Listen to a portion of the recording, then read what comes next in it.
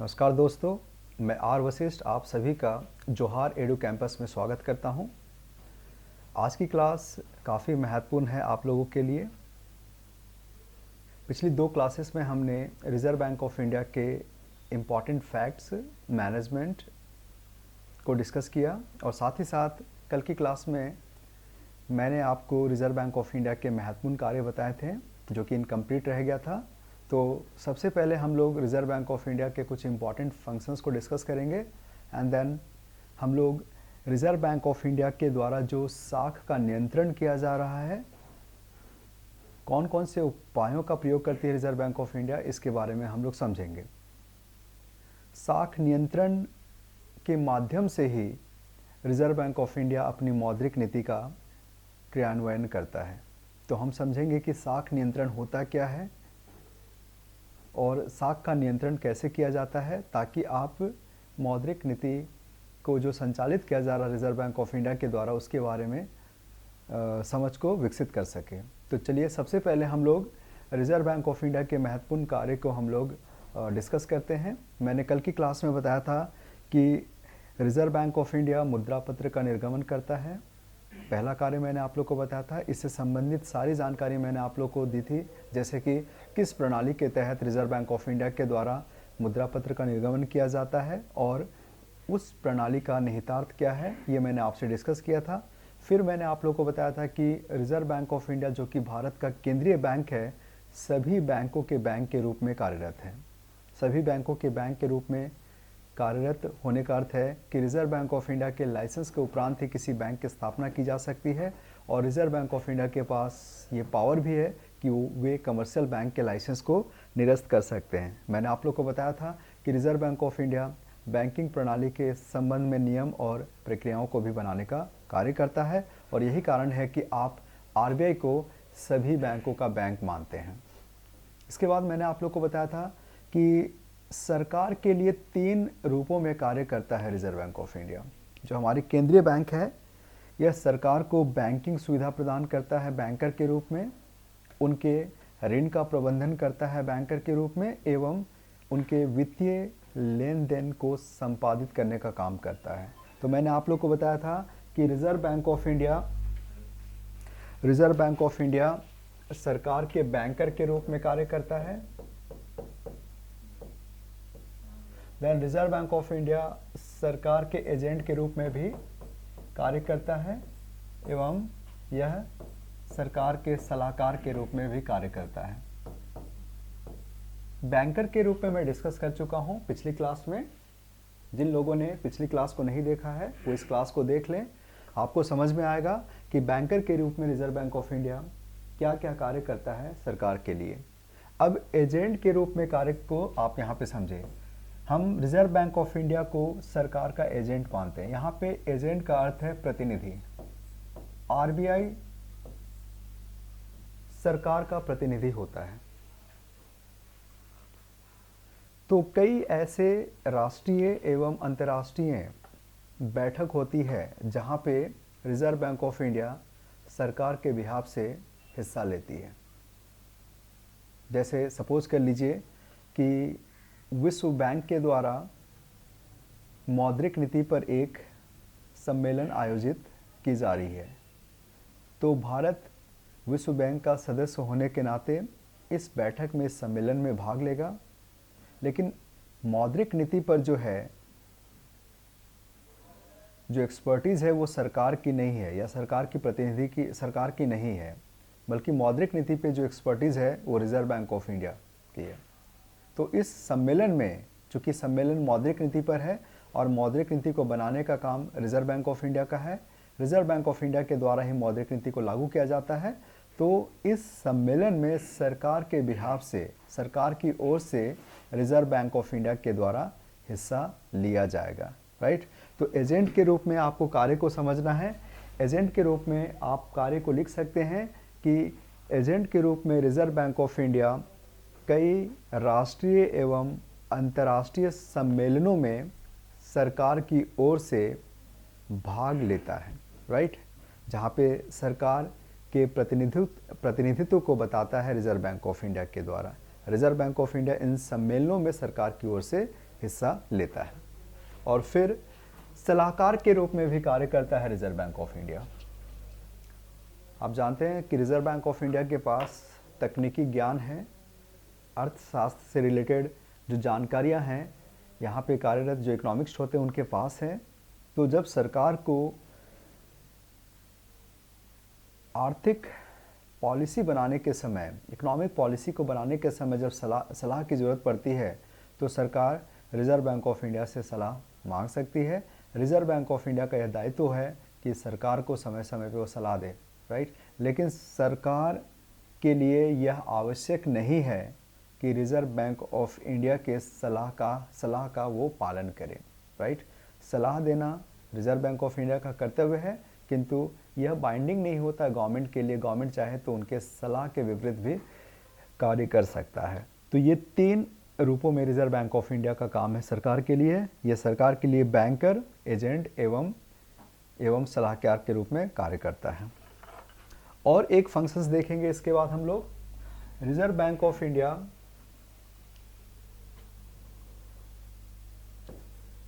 Of India हमारा जो foreign exchange का रिज़र्व है, जिसे हम लोग विदेशी मुद्रा भंडार कहते हैं। तो रिज़र्व बैंक ऑफ इंडिया विदेशी मुद्रा भंडार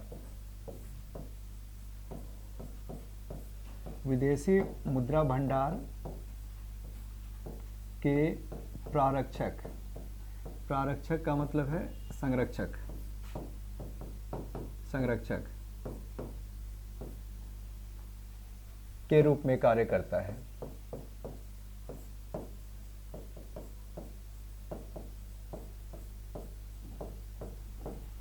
तो हमारे पास जितने भी विदेशी मुद्राओं का भंडार है वो रिज़र्व बैंक ऑफ इंडिया के कस्टडी में होता है। रिज़र्व बैंक ऑफ इंडिया विदेशी मुद्रा भंडार के प्रारक्षक या संरक्षक के रूप में कार्यरत है। आपको पता होना चाहिए कि अभी हमारे पास लगभग 650 अरब डॉलर, अरब को अंग्रेजी में बिलियन कहते हैं, 650 बिलियन डॉलर हमारे पास लगभग जो है विदेशी मुद्रा भंडार है। इसकी वैल्यू को हमने डॉलर में दिखाया है, देख सकते हैं आप। 650 अरब डॉलर का हमारे पास मुद्रा भंडार है और इस मुद्रा भंडार को रिज़र्व बैंक ऑफ इंडिया के कस्टडी में रखा जाता है। आरबीआई को हम फॉरेन एक्सचेंज रिजर्व का कस्टोडियन मानते हैं, प्रारक्षक मानते हैं, राइट। हमें विदेशी मुद्राओं की आवश्यकता होती है ताकि हम आयात के बिल का भुगतान कर सकें, बाहर के देशों में निवेश कर सकें और साथ ही साथ जितने भी ट्रांजैक्शंस हमें विदेशी करेंसी में करना हो हम उसे संपादित कर सकें। कई ऐसे अंतर्राष्ट्रीय ट्रांजैक्शंस होते हैं जिसमें हम लोग रुपए का इस्तेमाल नहीं कर सकते। इनफैक्ट रुपए को आप लोग सभी जानते हैं कि अंतर्राष्ट्रीय करेंसी का दर्जा नहीं दिया गया है। तो अंतर्राष्ट्रीय स्तर पे लेन देन के संबंध में आप रुपए का इस्तेमाल नहीं कर सकते हैं। इसके लिए आपको अंतर्राष्ट्रीय करेंसी जैसे डॉलर, पाउंड, येन, युआन इनका प्रयोग करना होगा, राइट, जिसे हम विदेशी मुद्रा कहते हैं। तो हमारे पास जितने भी विदेशी मुद्राएं आते हैं अलग अलग स्रोतों से, वे सारे रिज़र्व बैंक ऑफ इंडिया के कस्टडी में रखे जाते हैं और इसे हम यूज़ करते हैं अपने आयात के बिल के भुगतान हेतु या बाहर के देशों में निवेश करने हेतु या बाहर के देशों में अंतर्राष्ट्रीय स्तर पे जो हमें ट्रांजैक्शंस करना होता है उसके लिए हमें इन विदेशी मुद्राओं की आवश्यकता होती है जो कि रिज़र्व बैंक ऑफ इंडिया के कस्टडी में होता है। आप याद रखें, विदेशी मुद्रा भंडार का प्रारक्षक सरकार नहीं बल्कि केंद्रीय बैंक है, रिज़र्व बैंक ऑफ इंडिया है। अभी हमारे पास लगभग 650 बिलियन डॉलर का फॉरेन एक्सचेंज रिजर्व में है। इसके बाद एक अंतिम कार्य को हम लोग यहाँ पे ब्रीफ में डिस्कस करेंगे, जिसे बाद में हमें काफ़ी डिटेल में डिस्कस करना है। वह है साख नियंत्रण का। रिज़र्व बैंक ऑफ इंडिया अर्थव्यवस्था में साख का नियंत्रण करता है। साख को नियंत्रित करने का कार्य रिज़र्व बैंक ऑफ इंडिया का है। यहाँ पे साख का अर्थ क्या है? यहाँ पे साख, जिसे आप अंग्रेजी में क्रेडिट कहेंगे, उधार आपने सुना होगा, आप क्रेडिट लेते हैं, हम क्रेडिट लेते हैं, उधार। तो साख या क्रेडिट कहें तो यहाँ साख का अर्थ बैंकों के द्वारा दिए गए, बैंकों के द्वारा दिए जाने वाले उधार से है, दिए जाने वाले उधार से है।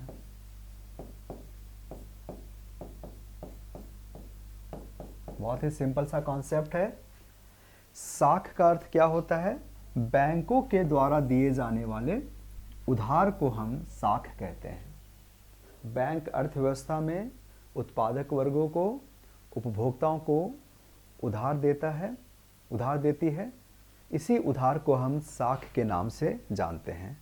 तो साख प्रदान करने का कार्य, यानी उधार को प्रदान करने का कार्य जो है बैंकों का होता है, लेकिन उधार को नियंत्रित करना किसका कार्य है?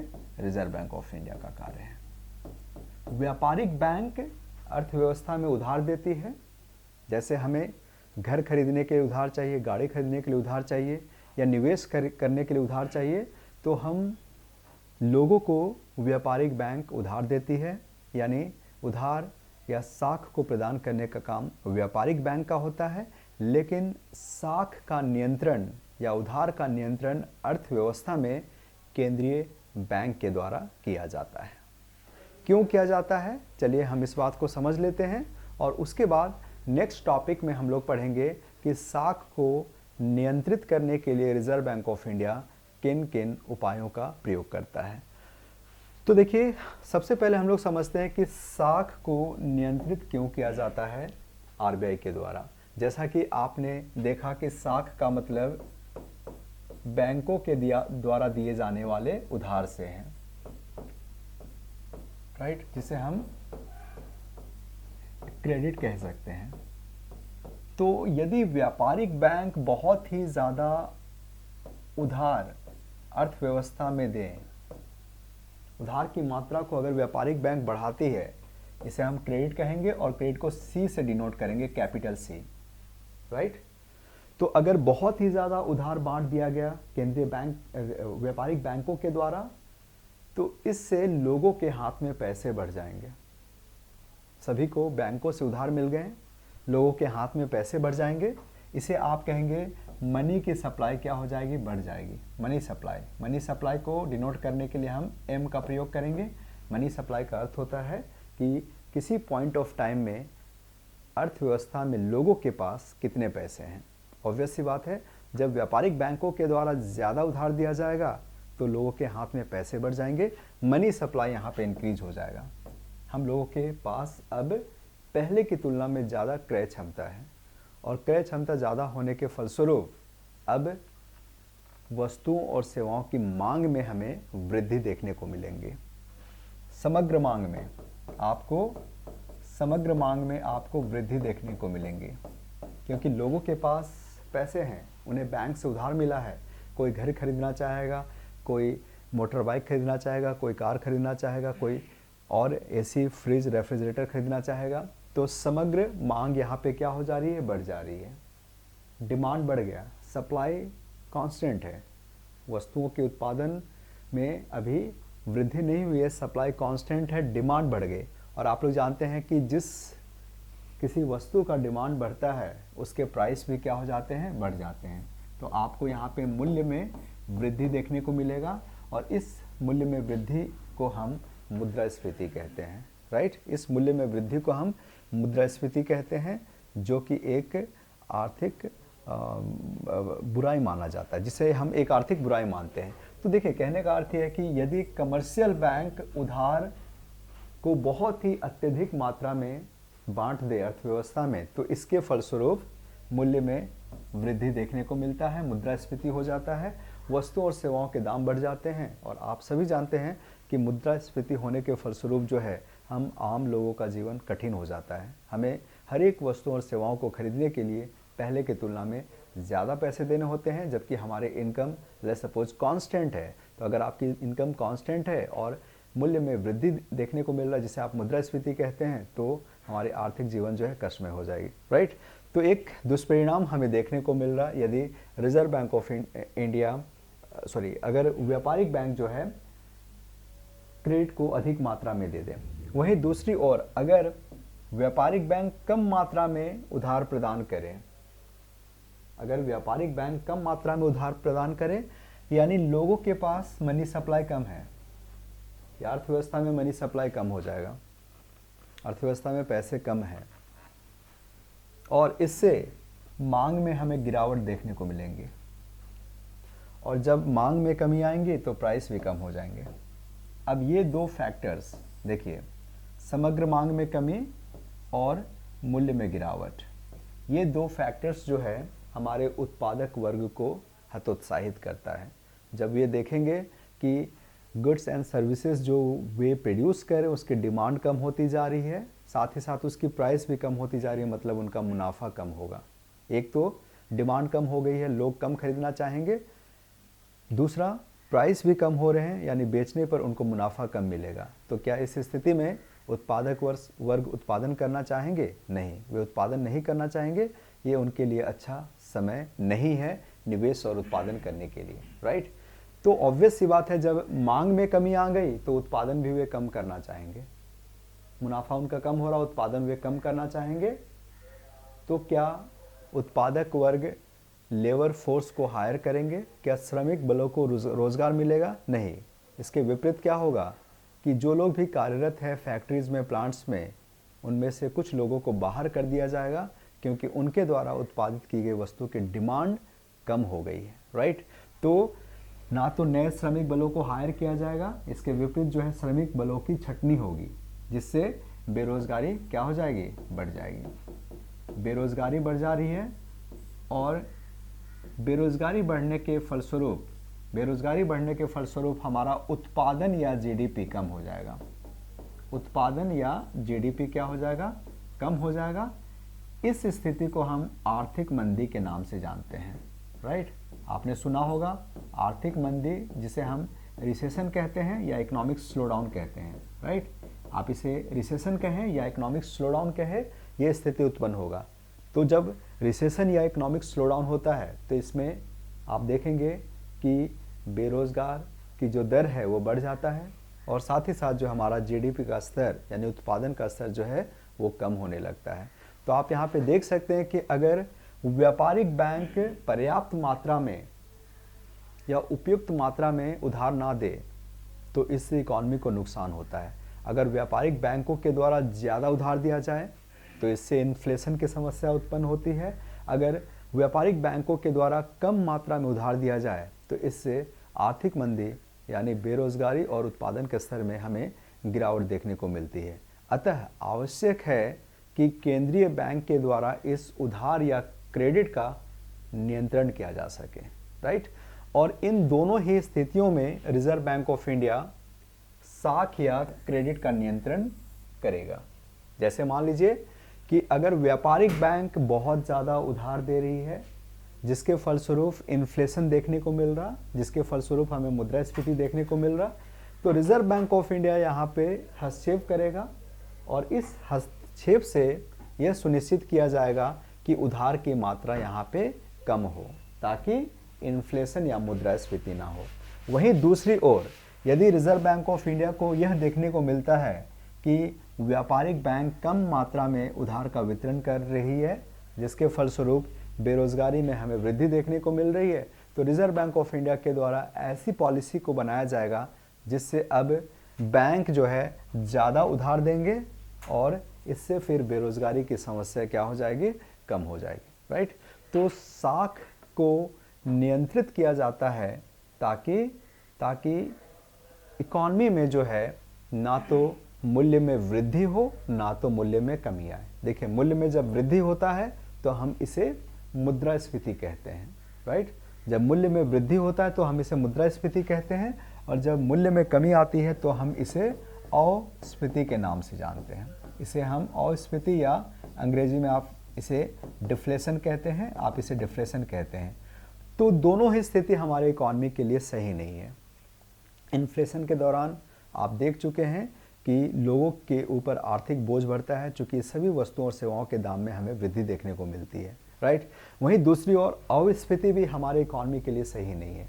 जब प्राइस में गिरावट आती है तो इससे हमारे उत्पादक वर्ग हतोत्साहित होते हैं, वे उत्पादन करना कम करते हैं, जिससे कि श्रमिक बलों की छटनी होती है, बेरोजगार की दर में हमें वृद्धि देखने को मिलता है और हमारा जीडीपी का स्तर जो है कम हो जाता है, राइट। तो यहाँ पे आप देख सकते हैं ना तो मुद्रास्फीति और ना ही अस्फीति हमारे इकॉनमी के लिए बेहतर है। अतः रिजर्व बैंक ऑफ इंडिया के लिए साख का नियंत्रण आवश्यक है। रिजर्व बैंक ऑफ इंडिया साख को नियंत्रित करती है ताकि मूल्य को स्थिर रखा जा सके, राइट। साख को नियंत्रित किया जाता है ताकि मूल्य को स्थिर रखा जा सके, स्थिर रखा जा सके। यदि आपसे प्रश्न पूछा जाता है कि आरबीआई जो साख का नियंत्रण करता है उसका उद्देश्य बताइए, तो आप कहेंगे साख नियंत्रण का उद्देश्य होता है मूल्य को स्थिर करना या मूल्य को स्थिर रखना, यह सुनिश्चित करना कि अर्थव्यवस्था में ना तो मुद्रास्फीति की स्थिति उत्पन्न हो और ना ही अस्फीति की स्थिति उत्पन्न हो, राइट। यानी रिजर्व बैंक ऑफ इंडिया अर्थव्यवस्था को मुद्रास्फीति एवं अस्फीति के कुप्रभावों से बचाने के लिए साख का नियंत्रण करता है, राइट। याद रखें, रिजर्व बैंक ऑफ इंडिया अर्थव्यवस्था को मुद्रास्फीति एवं अस्फीति के कुप्रभाव से बचाने के लिए साख का नियंत्रण करता है। तो ये मैंने आप लोग को आज बताया कि रिजर्व बैंक ऑफ इंडिया के कौन कौन से कार्य हैं। ये सेगमेंट आपका समाप्त होता है और इसके बाद अब हम लोग डिस्कस करेंगे साख नियंत्रण के उपाय। हम इस सेगमेंट में यह देखेंगे कि रिजर्व बैंक ऑफ इंडिया किन किन उपायों का प्रयोग कर साख को नियंत्रित करता है। हम आपको बता चुके हैं कि साख का अर्थ क्या है। साख का अर्थ बैंकों के द्वारा दी जाने वाली उधार से है। तो बैंक उधार देती है लेकिन उस पर नियंत्रण जो है रिजर्व बैंक ऑफ इंडिया का होता है। मैंने आप लोग को बताया कि रिजर्व बैंक ऑफ इंडिया साख का नियंत्रण क्यों करता है, ताकि मूल्य की स्थिरता को सुनिश्चित किया जा सके, ताकि अर्थव्यवस्था को मुद्रास्फीति एवं अस्फीति के कुप्रभावों से बचाया जा सके। अब अगले सेगमेंट में हम लोग डिस्कस करेंगे कि साख को नियंत्रित करने के लिए रिजर्व बैंक ऑफ इंडिया किन किन उपायों का प्रयोग करता है। तो टॉपिक है आपका साख नियंत्रण के उपाय।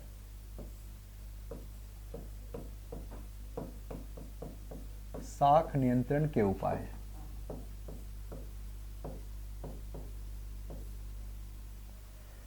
इसमें हम लोग आरबीआई के द्वारा अपनाए जाने वाले दो उपायों को डिस्कस करते हैं। एक को हम मात्रात्मक या सामान्य उपाय कहते हैं, दूसरा जो होता है यह आपका गुणात्मक या चयनित उपाय होता है। इन दो उपायों का प्रयोग किया जाता है साख के नियंत्रण हेतु। मात्रात्मक जिसे आप सामान्य उपाय भी कहते हैं, गुणात्मक जिसे आप चयनित उपाय भी कहते हैं। मात्रात्मक उपाय के अंतर्गत कौन कौन से उपाय आते हैं? तो मात्रात्मक उपाय के अंतर्गत पहला आता है बैंक दर, यानी बैंक दर को यूज कर रिजर्व बैंक ऑफ इंडिया साख को नियंत्रित करता है। दूसरा जो है वो आपका CRR है। आप इस तरीके से लिखते जाएं, इसका फुल फॉर्म और हिंदी में क्या है मैं आपको बताऊंगा। तीसरा है आपका SLR। चौथा है आपका खुली बाजार की क्रिया या ओपन मार्केट ऑपरेशन OMO। और पांचवा रेपो रेट एवं reverse repo rate, repo rate and reverse repo rate. Repo rate एवं रिवर्स रेपो रेट, इसे आप रेपो दर कहेंगे, रेपो दर एवं रिवर्स रेपो दर, रिवर्स रेपो दर। गुणात्मक उपायों में हम लोग डिस्कस करेंगे आरबीआई के द्वारा जारी किया गया निर्देश, आरबीआई के निर्देश ये गुणात्मक उपाय हैं। दूसरा हम लोग डिस्कस करेंगे नैतिक दबाव, नैतिक दबाव। तीसरा हम लोग डिस्कस करेंगे प्रत्यक्ष कार्यवाही।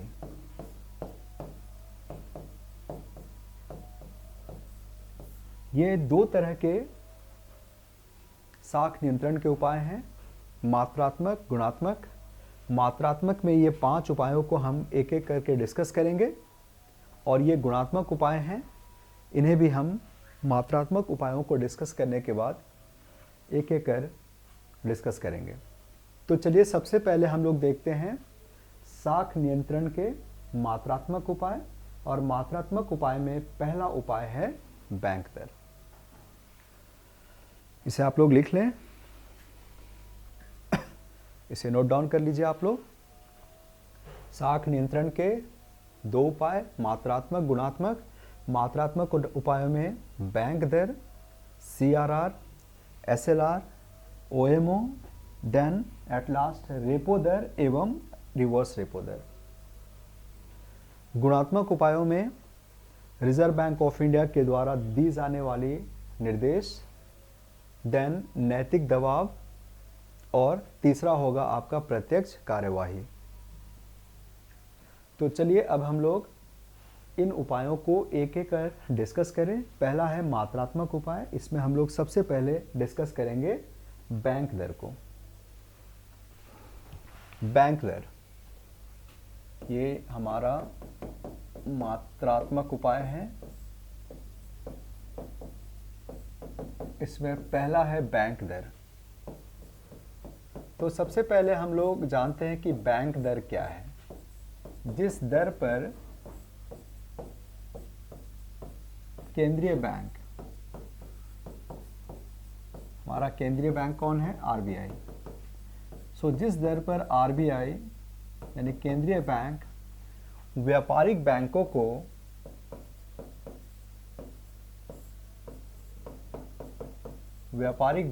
को दीर्घकालिक ऋण प्रदान करता है,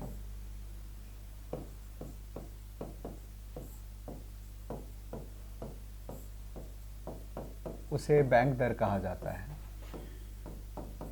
उसे बैंक दर कहते हैं। से आप याद रखेंगे कि जिस दर पर केंद्रीय बैंक व्यापारिक बैंकों को दीर्घकालिक ऋण प्रदान करें उसे हम बैंक दर कहते हैं, राइट। हमने देखा कि रिजर्व बैंक ऑफ इंडिया सभी बैंकों का बैंक है और सभी बैंकों के बैंक होने के कारण रिजर्व बैंक ऑफ इंडिया बैंकों को ऋण की भी सुविधा प्रदान करता है। आरबीआई बैंकों को ऋण की भी सुविधा प्रदान करता है, यानी बैंक के पास अगर अपने पैसे नहीं है तो रिजर्व बैंक ऑफ इंडिया से वे उधार ले सकते हैं, लेकिन ये उधार फ्री ऑफ कॉस्ट नहीं दिया जाता है। इसके लिए रिजर्व बैंक ऑफ इंडिया बैंकों से ब्याज या सूद वसूल करता है। तो जिस दर पर केंद्रीय बैंक के द्वारा व्यापारिक बैंकों को दीर्घकालिक ऋण दिया जाता है, यहाँ पे बच्चों दीर्घकालिक ऋण का मतलब है 1 साल से ज़्यादा समय के लिए, राइट। अल्पकालिक का मतलब है अप टू 1 ईयर, 1 साल तक के समय को हम अल्पकालिक मानते हैं और 1 साल के बाद के समय को हम दीर्घकालिक मानते हैं। तो बैंक दर जो अप्लाई होता है वह दीर्घकाल के लिए होता है, यानी इसके अंतर्गत आरबीआई बैंकों को 1 साल से ज़्यादा समय के लिए ऋण प्रदान करता है। तो जिस दर पर आरबीआई के द्वारा व्यापारिक बैंकों को दीर्घकालिक ऋण दिया जाता है उस दर को हम बैंक दर कहते हैं। तो वर्तमान में बैंक दर कितना है?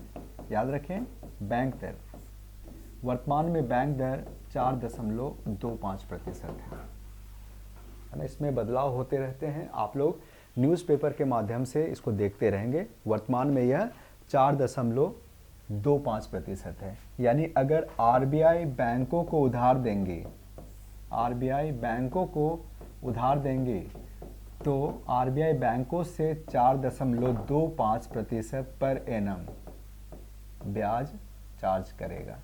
तो अगर आरबीआई ने बैंक को 100 रुपये उधार दिए तो वर्ष के अंत में बैंक कितना रुपए वापस करेगा? 100 रुपये मूलधन हो गया और 100 रुपये का 4.25% ब्याज, यानी 100 का 4.25%, 4 रुपये 25 पैसे ब्याज देना होगा। यानी वर्ष के अंत में बैंक को 104 रुपये 25 पैसे लौटाने होंगे, राइट। यहाँ पे 4.2% जो है ये ब्याज दर है पर एनम। समझ में आ गया? ये मैंने आपको बताया कि क्या मतलब होता है बैंक दर का। अब जैसा कि हम लोग देख चुके हैं कि बैंक दर साख को नियंत्रित करने का एक उपाय है, यानी इसके माध्यम से साख को नियंत्रित किया जाता है आरबीआई के द्वारा। आरबीआई इसे यूज़ करके या तो साख की मात्रा को बढ़ा सकता है या तो इसकी मात्रा को कम कर सकता है, राइट। साख की मात्रा को कम करना होता है जब मुद्रास्फीति हो और साख की मात्रा को बढ़ाना होता है जब अस्फीति या मंदी की स्थिति हो, राइट।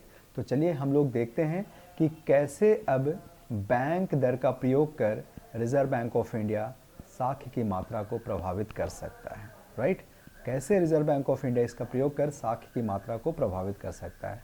तो सबसे फंडामेंटल बात को आप याद रखें कि ये जो बैंक दर का निर्धारण किया जाता है ये किसके द्वारा किया जाता है? आरबीआई के द्वारा,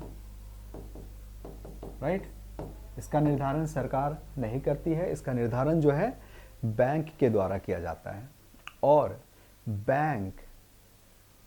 इसका निर्धारण सरकार के द्वारा नहीं बल्कि आरबीआई के द्वारा किया जाता है। और आरबीआई बैंक दर में बदलाव लाकर ही ऋण की मात्रा यानी साख की मात्रा को प्रभावित कर सकता है, राइट। याद रखें कि अगर रिजर्व बैंक ऑफ इंडिया को साख का नियंत्रण करना है या तो साख की मात्रा यानी उधार की मात्रा को बढ़ाना है या उधार की मात्रा को कम करना है, तो इसके लिए रिजर्व बैंक ऑफ इंडिया के द्वारा बैंक दर में बदलाव लाया जाएगा, राइट।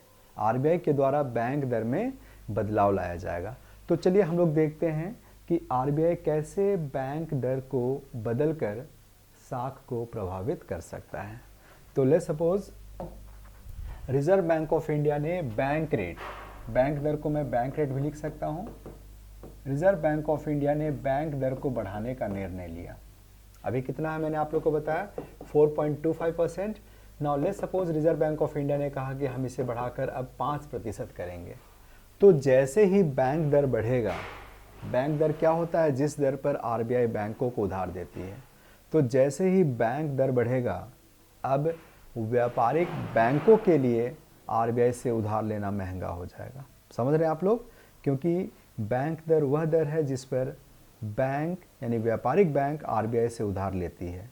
जब बैंक दर में वृद्धि किया जाएगा तो ऑब्वियस सी बात है कि अब व्यापारिक बैंकों के लिए आरबीआई से उधार लेना महंगा हो गया। तो क्या व्यापारिक बैंक हम लोगों को सस्ते दर पर उधार दे सकती है? नहीं। चूँकि व्यापारिक बैंकों के लिए उधार महंगा हो गया है तो व्यापारिक बैंक भी हम लोगों को ऊंचे ब्याज दर पर उधार प्रदान करेंगी। यानी ब्याज दर में क्या हो जाएगा? वृद्धि हो जाएगा। देखिए यहाँ पे ब्याज दर क्या हो गए? बढ़ गए। ये ब्याज दर क्या है? जिस दर पर व्यापारिक बैंक हम लोगों को उधार दे रही है। हमने आपको बताया था कि अर्थव्यवस्था में उधार देने का कार्य कौन करता है? व्यापारिक बैंक, राइट। बैंक दर क्या है? जिस दर पर बैंक आरबीआई से उधार लेती है। तो अगर बैंक दर बढ़ जाएंगे तो ऑब्वियस सी बात है अब व्यापारिक बैंकों के लिए आरबीआई से उधार लेना महंगा हो गया। तो ये व्यापारिक बैंक भी जो है अपने ग्राहकों को ज़्यादा ब्याज दर पे उधार देंगे। ब्याज दर बढ़ गया और ब्याज बढ़ने से, चूँकि अब हम जब उधार लेंगे तो हमें ज़्यादा ब्याज देना होगा, तो हमारी प्रवृत्ति जो है क्या होंगी? ज़्यादा उधार लेने की होंगी या कम होंगी? अगर ब्याज हमसे ज़्यादा लिया जाए बैंक के द्वारा तो क्या हम ज़्यादा उधार लेंगे या कम उधार लेंगे? ऑब्वियस सी बात है हम उधार कम लेंगे। देखिए उधार की मात्रा को प्रभावित किया गया। अर्थव्यवस्था में उधार की मात्रा क्या हो जाएगी? कम हो जाएंगी। क्योंकि ब्याज दर क्या हो गया, बढ़ गया है। लोग अब ज़्यादा उधार लेना पसंद नहीं करेंगे, उधार की मात्रा क्या हो गई, कम हो गई, राइट। इस तरीके से साख या उधार की मात्रा को प्रभावित किया गया है रिजर्व बैंक ऑफ इंडिया के द्वारा बैंक दर को बढ़ाकर। लेकिन मैंने आप लोग को बताया कि सिर्फ उधार या साख को प्रभावित करना रिजर्व बैंक ऑफ इंडिया का उद्देश्य नहीं होता है, बल्कि रिजर्व बैंक ऑफ इंडिया का उद्देश्य होता है साख या उधार की मात्रा को नियंत्रित कर मूल्य की स्थिरता को सुनिश्चित करना। तो इससे मूल्य कैसे स्थिर होगा, यहाँ पे देखिए क्या होगा, आगे का प्रभाव को आप यहाँ पे समझिए। जब उधार की मात्रा में कमी आ जाएंगी, दैट मीन्स इकोनॉमी में लोगों के पास पैसे कम हो जाएंगे, जिसे हम क्या कहते हैं, मनी सप्लाई। मनी सप्लाई क्या हो जाएंगे, कम हो जाएंगे, राइट। चूंकि हमें बैंक से कम उधार लेंगे, चूंकि हम बैंक से कम उधार लेंगे तो अर्थव्यवस्था में लोगों के हाथ में कम पैसे होंगे, मनी सप्लाई कम हो गया। मनी सप्लाई कम होने से मांग में कमी आ जाएंगे, राइट। मांग में गिरावट आएगा और मांग में कमी आने के फलस्वरूप जो है अब मूल्य भी क्या हो जाएंगे, कम हो जाएंगे। देखिए क्या फ़ायदा हुआ हमें, जो मूल्य बढ़ रहा था जिसे हम मुद्रास्फीति कहते हैं, अब मूल्य में हमें गिरावट देखने को मिलेंगे, यानी मुद्रास्फीति से अर्थव्यवस्था और इसके लोगों को छुटकारा मिलेगा। अतः आप कह सकते हैं कि जब इन्फ्लेशन ज़्यादा हो रहा हो, जब वस्तुओं और सेवाओं के दाम में वृद्धि हो रही है, तब Reserve Bank of India bank दर को क्या करता है, बढ़ाता है। इससे इन्फ्लेशन क्या हो जाता है, कंट्रोल हो जाता है, इससे इन्फ्लेशन कम होता है। कैसे होता है, फिर से आप समझिए। जब बैंक दर यहाँ पे बढ़ेंगे, दैट मीन्स अब व्यापारिक बैंकों के लिए आरबीआई से उधार लेना महंगा हो गया। व्यापारिक बैंक भी अपने ग्राहकों को उच्च ब्याज दर पर उधार देंगे, यानी ब्याज दर बढ़ जाएंगे। ब्याज दर बढ़ने के फलस्वरूप हम कम उधार लेना चाहेंगे। देखिए उधार की मात्रा कम हो जा रही है, इससे लोगों के हाथ में कम पैसे आएंगे, मनी सप्लाई कम होगा। मनी सप्लाई कम होने का मतलब है अब समग्र मांग में गिरावट देखने को मिलेंगी, राइट, है ना। क्यों, क्योंकि यहाँ पे लोगों के हाथ में क्रय क्षमता कम है, मांग कम हो जाएंगे और जैसे जैसे मांग में आपको गिरावट देखने को मिलेगा, मूल्य धीरे धीरे कम होता जाएगा, यानी मुद्रास्फीति से हमें छुटकारा मिलेगा, राइट। तो मुद्रास्फीति के दौरान रिजर्व बैंक ऑफ इंडिया के द्वारा बैंक दर को बढ़ाया जाता है। लेकिन सपोज कर लीजिए कि इकॉनमी में मुद्रास्फीति नहीं बल्कि अस्फीति की समस्या है, जो कि मुद्रास्फीति या इन्फ्लेशन का ठीक उल्टा होता है, राइट। इन्फ्लेशन में मूल्य बढ़ते जाते हैं, अस्फीति या डिफ्लेशन में मूल्य कम होते जाते हैं, और मूल्य का कम होना भी अर्थव्यवस्था के लिए हानिकारक ही होता है। कैसे, मैं आपको समझा चुका हूँ। क्योंकि जब मूल्य में गिरावट आएगा, या इसका मतलब है कि उत्पादक वर्ग हतोत्साहित होंगे, उनका मुनाफा कम हो रहा। ऑब्वियस सी बात है, जब मूल्य कम होंगे तो उनका मुनाफा कम हो रहा, हमारे उत्पादक वर्ग हतोत्साहित होंगे, जिसके फलस्वरूप वे उत्पादन कम करना चाहेंगे, राइट। उत्पादन कम करना चाहेंगे मतलब श्रमिकों को रोजगार कम मिलेगा, बेरोजगारी की समस्या बढ़ जाएंगी, और बेरोजगारी अगर ज़्यादा है तो उत्पादन कम होगा, हमारा जीडीपी कम हो जाएगा, और इन दोनों समस्याओं को हम सम्मिलित रूप से आर्थिक मंदी कहते हैं। आप याद रखें, आर्थिक मंदी के दौरान दो चीज़ होता है खासकर, एक तो बेरोजगारी की दर में वृद्धि हो जाती है, और बेरोजगारी की दर में वृद्धि होने के फलस्वरूप हमारा जीडीपी या उत्पादन कम होने लगता है। तो मान लीजिए कि समस्या जो है अस्फीति की है, प्राइस क्या होता जा रहा, कम होता जा रहा। तो इस स्थिति से छुटकारा पाने के लिए आरबीआई के द्वारा बैंक दर को कम किया जाएगा। जैसे मान लो कि 4.25% है, आरबीआई ने निर्णय लिया कि इसे कम करके हम 4% कर देंगे। तो जब बैंक दर कम हो जाएंगे, बैंक दर क्या है, जिस दर पर आरबीआई व्यापारिक बैंकों को उधार देता है, राइट। तो जब बैंक दर कम होंगे, इसका मतलब है कि अब व्यापारिक बैंकों के लिए आरबीआई से उधार लेना सस्ता हो गया, उनको कम ब्याज देना पड़ेगा। पहले 4.25 दे रहे थे, अब ले सपोज 4% देंगे। अब व्यापारिक बैंक भी क्या करेंगे, अपने ग्राहकों को कम इंटरेस्ट पे, कम ब्याज पे उधार दे पाएंगे। देखिए ब्याज दर अर्थव्यवस्था में क्या हो जाएंगी, कम हो जाएंगी, लोग प्रोत्साहित होंगे, वे अब उधार ज़्यादा लेंगे। उधार ज़्यादा लेंगे, इसका मतलब है मनी की सप्लाई क्या हो जाएगी, बढ़ जाएगी। मनी सप्लाई बढ़ने से समग्र मांग में आपको वृद्धि देखने को मिलेगा, और जैसे जैसे मांग बढ़ेगा वैसे वैसे मूल्य में भी वृद्धि होगा। देखिए समस्या क्या था, समस्या था कि मूल्य कम होते जा रहे, जिससे कि हमारे उत्पादक वर्ग हतोत्साहित हो रहे, उत्पादन नहीं करना चाह रहे। अब देखिए प्राइस क्या होने लगे हैं, फिर से बढ़ने लगे हैं। डिमांड भी बढ़ रहा, प्राइस भी बढ़ रहा है ना, मांग में भी वृद्धि हो रही है और प्राइस में भी वृद्धि हो रही। और ये दो फैक्टर्स जो है हमारे उत्पादक वर्ग को प्रोत्साहित करेंगे उत्पादन करने के लिए। जब उत्पादक वर्ग को यह देखने को मिलेगा कि मांग में वृद्धि हो रही है और साथ ही साथ मूल्य भी बढ़ रहे हैं, तो वे अब ज़्यादा उत्पादन करना चाहेंगे। इसके लिए वे श्रमिक बल को हायर करेंगे, राइट। श्रमिकों को हायर किया जाएगा, यानी बेरोजगारी की दर, अनएम्प्लॉयमेंट क्या हो जाएगा, कम हो जाएगा। अनएम्प्लॉयमेंट कम होने का मतलब हमारा उत्पादन या जीडीपी क्या हो जाएगा, बढ़ जाएगा, और हम आर्थिक मंदी से अपने आप को बचा पाएंगे। मैंने आप लोग को बताया था कि आर्थिक मंदी या रिसेशन के दौरान क्या होता है, बेरोजगारी की दर में वृद्धि हो जाती है और इसके फलस्वरूप जो उत्पादन हमारा कम हो जाता है, राइट। अब आप यहाँ पे देखिए कि जब प्राइस बढ़ने लगेंगे तो उत्पादक वर्ग प्रोत्साहित महसूस करेंगे, वे लेबर फोर्स को हायर करेंगे और ज़्यादा उत्पादन करने के लिए। बेरोजगारी की दर में हमें कमी देखने को मिलेगी और साथ ही साथ जो है वो हमारा उत्पादन का स्तर जो है बढ़ेगा, हम मंदी के प्रभाव से निकल पाएंगे, राइट।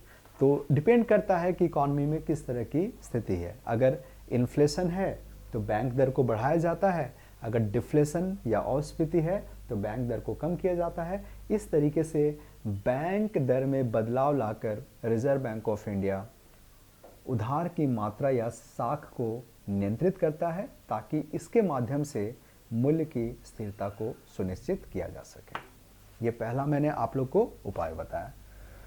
मात्रात्मक उपाय के अंतर्गत दूसरा उपाय है कैश रिजर्व रेशियो का। कैश रिजर्व रेशियो, इसको शॉर्ट फॉर्म में हम CRR कहते हैं, है ना, और हिंदी में हम इसे कहते हैं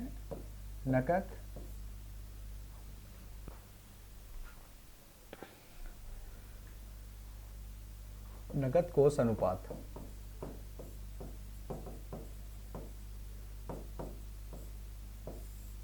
कैश रिजर्व रेशियो,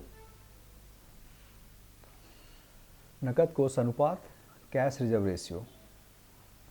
तो CRR क्या है, सबसे पहले आप यह समझे, फिर मैं आपको बताऊंगा कि इसका प्रयोग कैसे साख को नियंत्रित करने के लिए RBI करता है ना।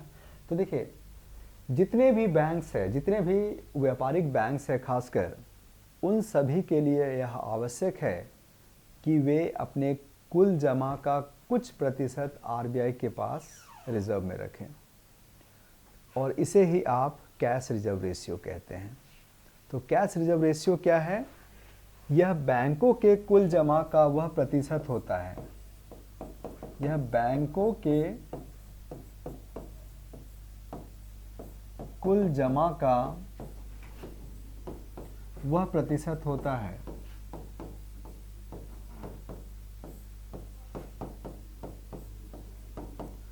जिसे बैंकों को अपने पास, जिसे बैंकों को RBI के पास आवश्यक रूप से रखने होते हैं।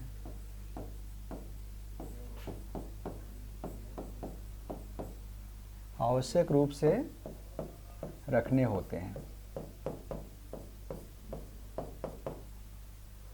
ठीक है। जितने भी बैंक्स है, जितने भी व्यापारिक बैंक्स है, उनके लिए कंपलसरी है, it's compulsory for them, they are required to have a part of their total deposits with RBI, and this percentage of their total deposits that they hold with Reserve Bank of India is called cash reserve ratio, right। तो यह बैंकों के कुल जमा का वह प्रतिशत होता है जिसे बैंकों को RBI के पास आवश्यक रूप से रखने होते हैं।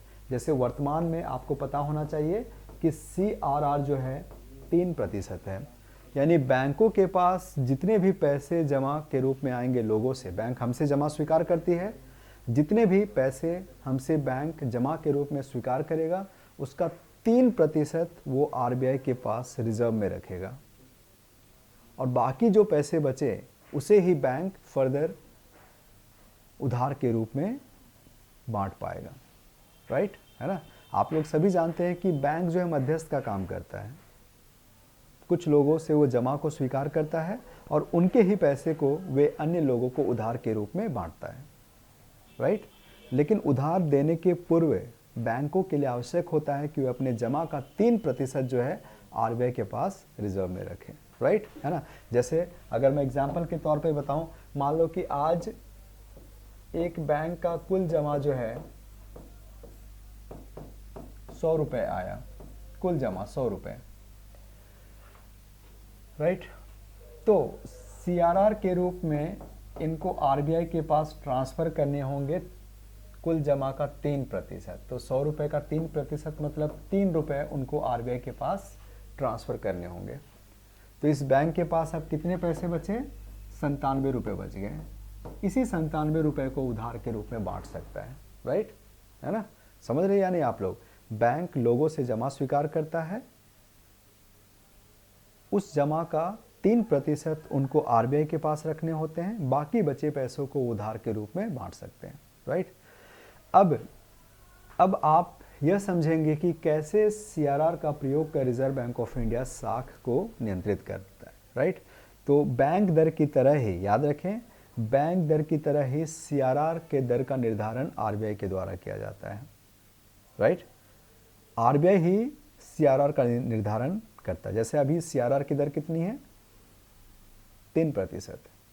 तो reserve Bank of India CRR के दर में बदलाव लाकर उधार की मात्रा को प्रभावित कर सकता है, ताकि इसके माध्यम से मूल्य की स्थिरता को सुनिश्चित किया जा सके। तो चलिए अब हम लोग देखते हैं कि क्या होगा यदि रिजर्व बैंक ऑफ इंडिया के द्वारा सीआरआर की मात्रा को बढ़ाया जाएगा या कम किया जाएगा।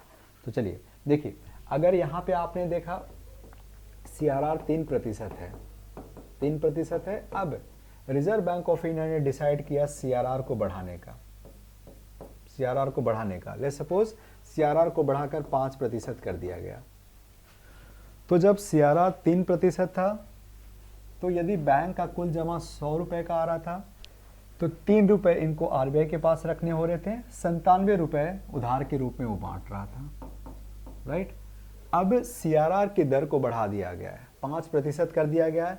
यानी अब बैंक का अगर कुल जमा 100 रुपए का आएगा, तो बैंकों को इसका 5% यानी 5 रुपए अब आरबीआई के पास रखने होंगे। देखिए, पहले 100 रुपए में 3 रुपए वो आरबीआई के पास रख रहा था, 97 रुपए उधार दे रहा था। अब 5% सीआरआर की दर हो गई है, यानी बैंकों को कुल जमा का 5% आरबीआई के पास रखने होंगे। 100 रुपए जमा आएगा तो बैंकों को आरबीआई के पास 5 रुपए रखने होंगे। अतः अब इनकी उधार देने की क्षमता मात्र 95 रुपए हो गई, राइट। पहले 100 रुपए के जमा के एवज में बैंक 97 रुपए उधार दे पा रही थी, अब 100 रुपए के जमा के एवज में बैंक केवल 95 रुपए को ही उधार के रूप में बांट पाएंगे। आप यहाँ पे क्या देख रहे हैं कि यदि सीआरआर की दर को बढ़ाया जाता है, ध्यान से सुनेंगे, यदि सीआरआर की दर को बढ़ाया जाता है तो बैंक की उधार देने की क्षमता में गिरावट आती है। ऐसा क्यों? क्योंकि सीआरआर के बढ़ने के फलस्वरूप बैंकों को अपने कुल जमा का ज़्यादा प्रतिशत जो है आरबीआई के पास रखने होते हैं, जिससे कि बैंक की उधार देने की क्षमता क्या हो जाती है? कम हो जाती है। यानी सीआरआर बढ़ने से क्रेडिट यानी साख या उधार की मात्रा क्या हो गई? कम हो गई, जिससे कि मनी सप्लाई कम हो जाएगा। उधार की मात्रा कम होने का मतलब मनी सप्लाई कम हुआ। मनी सप्लाई कम होने का मतलब है अब लोग वस्तुओं और सेवाओं की मांग जो है कम कर पाएंगे, और मांग में गिरावट आने के फलस्वरूप अंततः जो है हमें क्या फ़ायदा मिलेगा? मूल्य में भी गिरावट देखने को मिलेगा, यानी मुद्रास्फीति से हमें छुटकारा मिलेगा। आप देख सकते हैं, सीआरआर बढ़ा यानी बैंक को ज़्यादा पैसे आरबीआई के पास रिजर्व में रखने हैं, बैंक की उधार देने की क्षमता कम हो जाएंगी। यानी सीआरआर के बढ़ने से, यहाँ पे मैंने गलत लिख दिया, सीआरआर के बढ़ने से उधार की मात्रा जो है क्या हो जा रही है? कम हो जा रही है। दैट मीन्स मनी सप्लाई यहाँ पे कम होगा, एग्रीगेट डिमांड या समग्र मांग कम हो जाएंगे, और अंततः इन्फ्लेशन से हमें छुटकारा मिलेगा।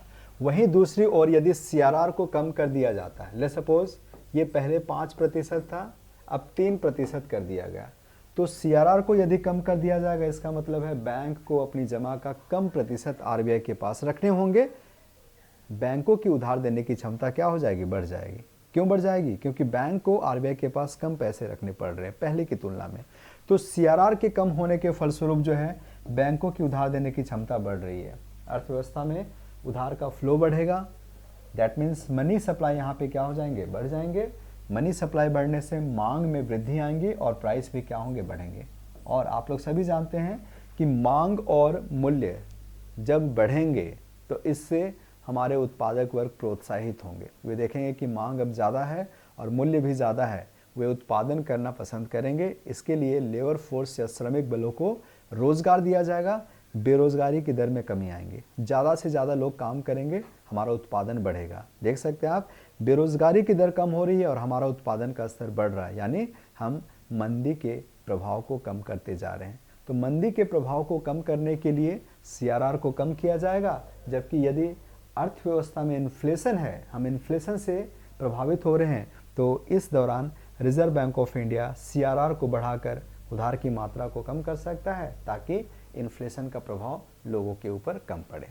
ये सीआरआर का उपाय है जो कि क्रेडिट को इन्फ्लुएंस करने के लिए reserve Bank of India use करता है। इसके बाद हम लोग तीसरा उपाय पढ़ेंगे जिसे हम एसएलआर के नाम से जानते हैं। एसएलआर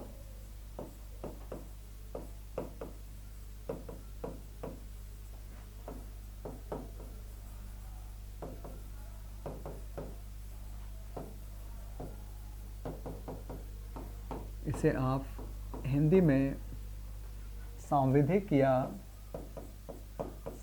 या वैधानिक भी लिख सकते हैं। सांविधिक या वैधानिक तरलता अनुपात कहते हैं। वैधानिक तरलता अनुपात, लिक्विडिटी का मतलब तरलता होता है, रेशियो अनुपात। सांविधिक या वैधानिक तरलता अनुपात, स्टैट्यूटरी लिक्विडिटी रेशियो, एसएलआर। तो सबसे पहले हम लोग समझेंगे कि एसएलआर होता क्या है और फिर बाद में मैं आपको डिस्कस करूंगा कि कैसे एसएलआर का प्रयोग कर रिजर्व बैंक ऑफ इंडिया के द्वारा साख को नियंत्रित किया जाता है। तो चलिए हम लोग सबसे पहले देखते हैं एसएलआर क्या है। देखिए, यह बैंकों के कुल जमा का वह प्रतिशत होता है जिसे बैंकों को अपने ही पास तरल के रूप में रखने होते हैं, राइट। यह बैंकों के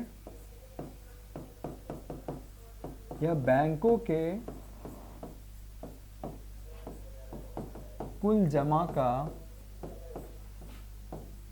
वह प्रतिशत होता है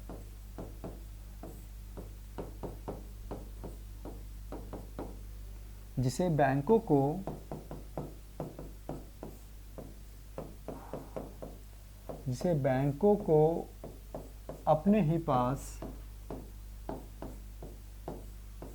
अपने ही पास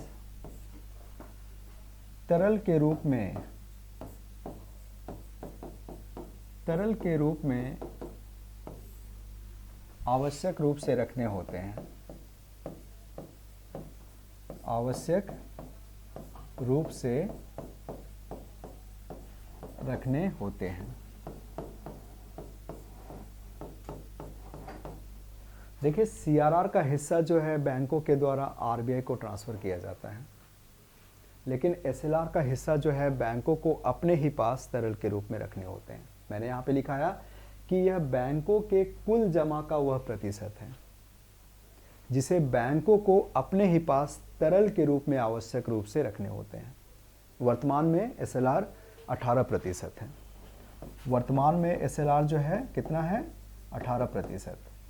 यानी बैंक को लोगों से जितना भी जमा प्राप्त होगा उसका 18% बैंक अपने ही पास तरल के रूप में रखेंगे।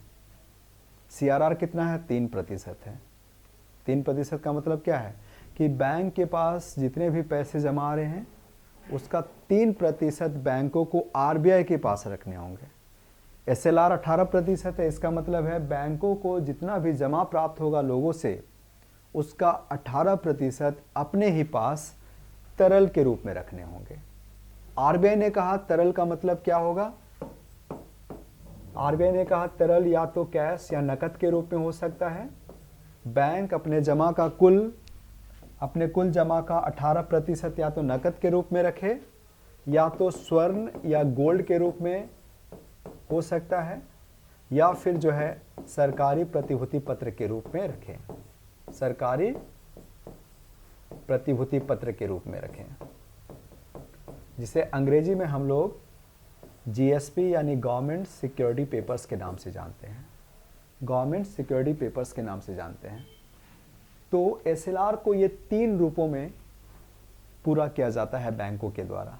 देखिए, उनसे कहा गया है कि आपके पास जितना भी जमा आएगा लोगों से, उसका आप 18% अपने ही पास रखेंगे।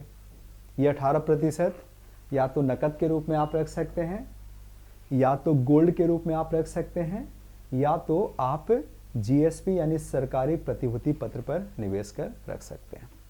राइट? प्रैक्टिकली क्या होता है, कैसे एसएलआर को मेंटेन किया जाता है, वो मैं आपको थोड़ी देर में बताऊंगा। लेकिन आप यह सबसे पहले समझें कि एसएलआर भी जो है ये साख नियंत्रण का एक उपाय है। इसका प्रयोग रिजर्व बैंक ऑफ इंडिया साख को नियंत्रित करने के लिए करता है, ताकि इससे मूल्य की स्थिरता को सुनिश्चित किया जा सके। तो चलिए हम लोग सबसे पहले यह सीखते हैं कि एसएलआर का प्रयोग कर कैसे साख को नियंत्रित किया जाता है। तो जैसा कि मैंने आप लोगों को बताया, बैंक दर और सीआरआर, इन दरों का निर्धारण रिजर्व बैंक ऑफ इंडिया के द्वारा किया जाता है, और इन दरों में परिवर्तन लाकर रिजर्व बैंक ऑफ इंडिया साख की मात्रा को प्रभावित करता है। ठीक उसी तरीके से यदि रिजर्व बैंक ऑफ इंडिया की साख की मात्रा को या तो बढ़ाना है या कम करना है, हम सीख चुके हैं कि इन्फ्लेशन के दौरान साख यानी उधार की मात्रा को कम किया जाता है, ताकि मनी सप्लाई कम हो सके और इन्फ्लेशन कम हो। राइट? और वहीं दूसरी ओर मंदी के दौरान साख की मात्रा या उधार की मात्रा को बढ़ाया जाता है। तो साख की मात्रा को प्रभावित करने के लिए reserve Bank of India SLR के दर में बदलाव ला सकता है। राइट? एसएलआर की दर में बदलाव ला सकता है। अभी मैंने आप लोग को बताया एसएलआर 18% है। तो देखिए इसका मतलब क्या हो रहा है।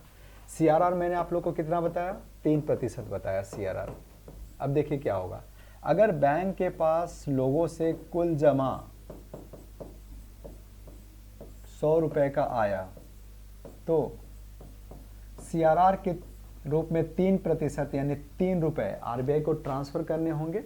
बैंक आरबीआई को ट्रांसफर कर देगी। फिर बैंक को एसएलआर भी अपने पास मेंटेन करना होगा, या तो कैश के रूप में, या गोल्ड के रूप में, या जीएसपी या सरकारी प्रतिभूति पत्र के रूप में। तो एसएलआर का प्रतिशत कितना है? कुल जमा का 18%। तो यहाँ पे कुल जमा हमने एज्यूम किया है 100 रुपए, इसका 18% 18 रुपए। देखिए, लोगों से जमा आया 100 रुपए, 3 रुपए चला गया आरबीआई के पास। बैंक को 18 रुपए अपने ही पास मेंटेन करना है, जिसे वो उधार के रूप में बांट नहीं सकता है। राइट? तो बैंक के पास कितने बचे? 79 रुपीज़। इसी 79 रुपीज़ को उधार के रूप में वह दे सकता है। अब मान लीजिए कि सीआरआर की दर कांस्टेंट है 3%, लेकिन एसएलआर की दर को बढ़ाकर 20% कर दिया गया। एसएलआर की दर को बढ़ाने का मतलब क्या होगा कि अब बैंक को अपने पास ज़्यादा तरल मेंटेन करना होगा, जिससे कि बैंक उधार देने की क्षमता क्या हो जाएंगी? कम हो जाएंगे। राइट? है ना? ये जो तरल के रूप में 18% रख रही है बैंक, इसका प्रयोग उधार देने के लिए नहीं होता है। बैंक को इतना तरल अपने पास रखना होता है। राइट? और जब इस तरलता अनुपात को रिजर्व बैंक ऑफ इंडिया बढ़ाती है, जैसे 18 से 20% कर दिया गया, तो अब बैंक को अपने कुल जमा का 20% जो है तरल के रूप में मेंटेन करना होगा। इसकी उधार देने की क्षमता क्या हो जाएगी? कम हो जाएगी। है ना? तो देखिए, अब अगर 100 रुपए का जमा आया, हम मान के चल रहे हैं कि सीआरआर अभी भी 3% है, 3 रुपए आरबीआई को ट्रांसफर कर दिए गए, 20 रुपए जो है बैंकों को अपने पास रखना होगा तरल के रूप में। अतः अब उधार देने के लिए बैंक के पास कितने पैसे बच गए? केवल 77 रुपीज़। देखिए, पहले 100 रुपए के जमा के एवज में बैंक 79 रुपीज़ उधार के रूप में बांट पा रही थी। अब 100 रुपए के जमा के एवज में बैंक केवल 77 रुपए ही उधार के रूप में बांट पाएंगे। यानी एसएलआर बढ़ने के फलस्वरूप, याद रखें, एसएलआर बढ़ने के फलस्वरूप क्या होता है, उधार या साख की मात्रा में कमी आ जाती है, देख सकते हैं, जिससे कि मनी सप्लाई कम हो जाएगा अर्थव्यवस्था में, लोगों के पास पैसे कम रहेंगे, यहाँ पे मांग में आपको गिरावट देखने को मिलेंगी और फिर मूल्य कम हो जाएगा, यानी हमें मुद्रास्फीति से छुटकारा मिलेगा। वहीं अगर एसएलआर की दर को कम कर दिया जाए, ठीक, इसे अपोजिट कर दीजिए, लेट्स सपोज कि पहले ये 20% था, अब आरबीआई ने इसे कम करके 18% कर दिया, यानी पहले बैंकों को अपने कुल जमा का 20% अपने पास तरल के रूप में मेंटेन करने पड़ रहे थे, लेकिन अब इन्हें केवल 18% ही मेंटेन करना है अपने पास। तो इसकी उधार देने की क्षमता क्या हो जाएगी, बढ़ जाएगी, है ना। यहाँ पे आप देख सकते हैं, अगर 20% सीआरआर है तो 100 रुपये के जमा के एवज में बैंक जो है 77 रुपये उधार दे पा रही है, लेकिन जब एसएलआर को कम करके 18% कर दिया गया तो 100 रुपये के जमा के एवज में बैंक 79 रुपीज़ उधार दे पाएंगे। तो एसएलआर कम होने से उधार की मात्रा में हमें वृद्धि देखने को मिलता है, मनी सप्लाई बढ़ जाते हैं, डिमांड और प्राइस भी बढ़ते हैं। और फिर यहाँ पे इस चीज़ को आपको याद रखना है, जब डिमांड और प्राइस में वृद्धि होंगी तो उत्पादक वर्ग प्रोत्साहित महसूस करेंगे, वे ज़्यादा से ज़्यादा उत्पादन करना चाहेंगे, जिससे कि बेरोज़गारी की दर में हमें गिरावट देखने को मिलेंगी और हमारा जीडीपी का स्तर बढ़ जाएगा। अतः हम मंदी के स्थिति से छुटकारा पा सकेंगे या इसके प्रभाव को हम कम कर सकेंगे, राइट। तो मुद्रास्फीति के दौरान एसएलआर की दर को बढ़ाया जाता है, जबकि एसएलआर की दर को कम कर रिजर्व बैंक ऑफ इंडिया आर्थिक प्रभाव को कम कर पाती है। इस तरीके से हम एसएलआर को साख नियंत्रण का एक उपाय मानते हैं। तो आज की क्लास में मैं आपको इतना बता पाया। अब नेक्स्ट क्लास में, नेक्स्ट सेगमेंट में मैं आपको बताऊंगा कि और कौन कौन से उपाय हैं जिसका प्रयोग कर रिजर्व बैंक ऑफ इंडिया साख को नियंत्रित करता है। धन्यवाद।